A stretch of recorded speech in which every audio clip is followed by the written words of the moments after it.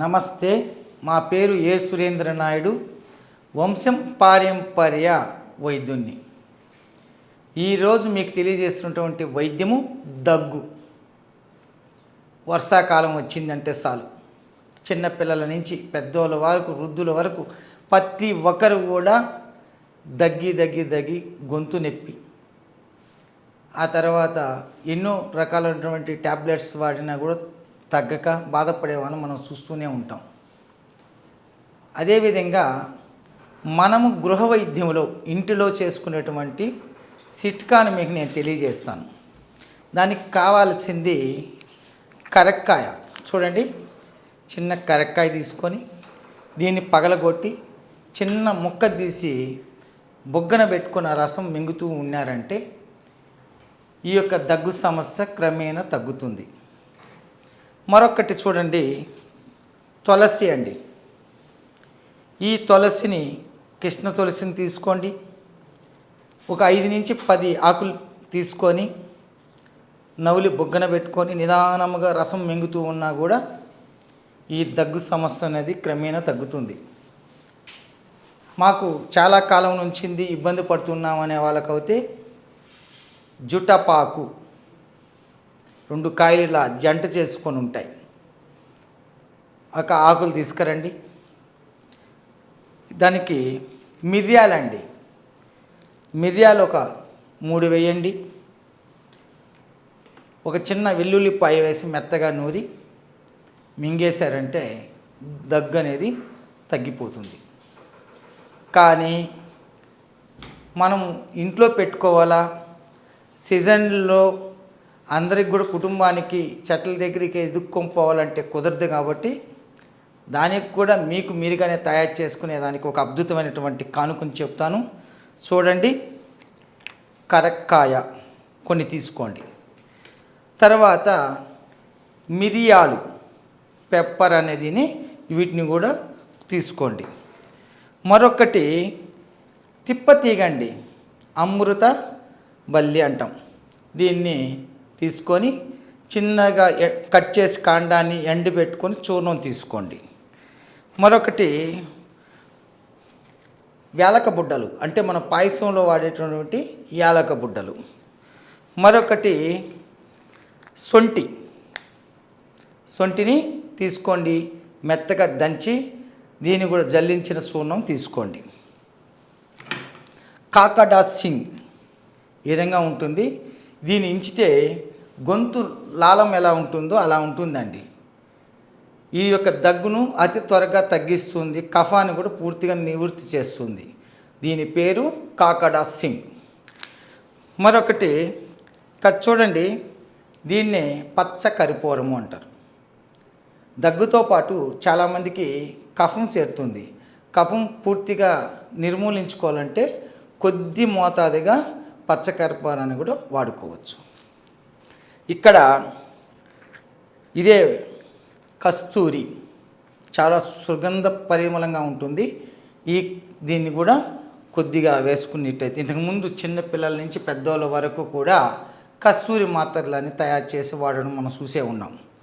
ఇంకొకటి లవంగాలండి. మన ఇంట్లో చాలా వాటికి వాడుకుంటూ ఉంటాం లవంగాలు. వంటిల్లే వైద్యశాల ఎందుకు అన్నారంటే ఇందుకే అన్నారు. మరొకటి పిప్పళ్ళు. ఈ పిప్పళ్ళు కూడా తీసుకోండి. వీటిని అన్నిటినీ కూడా బాగా మెత్తగా కొట్టి దాన్ని వస్త్రగాళితం చేసి అతి మెత్తన చూర్ణాన్ని తయారు చేసుకోండి. అటు విధంగా తయారు చేసిందే ఈ చూర్ణం. మీకు మీరుగానే కూడా తయారు చేసుకునే ప్రయత్నం చేయండి. ఇవన్నీ కూడా సేకరించలేము, మాకు రెడీమేడ్గా ఏదైనా దొరుకుతుందా అంటే స్క్రోల్ అవుతున్నటువంటి నెంబర్కి ఫోన్ చేసి మీకున్నటువంటి దగ్గు సమస్యను కూడా మాకు వివరించండి. దగ్గు అనేది కేవలము వ్యాధి కాదు. మళ్ళీ చెప్తున్నాను, దగ్గు వ్యాధి కాదు, వ్యాధితో కూడినటువంటి దగ్గులు కూడా ఉన్నాయండి.